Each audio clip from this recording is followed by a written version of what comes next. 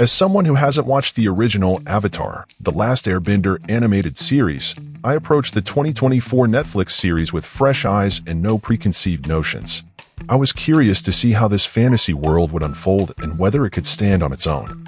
Right off the bat, the series impressed me with its stunning visuals and intricate world building. The bending elements were beautifully rendered, with water, earth, fire, and air coming to life in a way that felt both magical and believable. The landscapes and sets were equally captivating, creating a rich and immersive world. The characters were introduced with a lot of promise.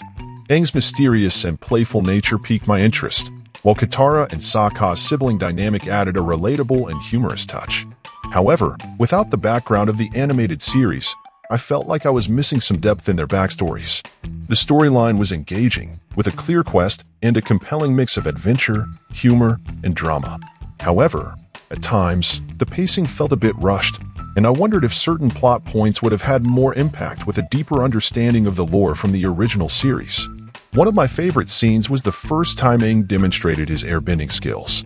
The choreography and special effects were breathtaking, and it was a moment that truly showcased the wonder of this fantasy world.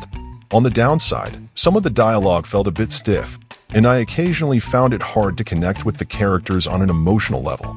I also felt that the series could have delved deeper into the cultural aspects of the different nations, which seemed to be touched on only superficially.